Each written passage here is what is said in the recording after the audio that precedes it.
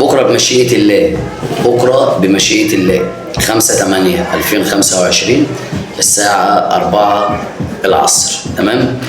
بمشيئه الله عز وجل هتسمع واحده الجرس بيرن. الجرس بيرن، مين اللي جاي بعد الجرس بمشيئة الله بنسبة 99% أو 101%؟ عدي الدباغ. عدي الدباغ خلص بنسبة 300 مليون. يعني عدي الدباغ خلاص خلص خلص خلص خلص، ومبروك علينا فداء جديد بحجم وقيمة طبعا اللاعب الفلسطيني عدي الدباغ.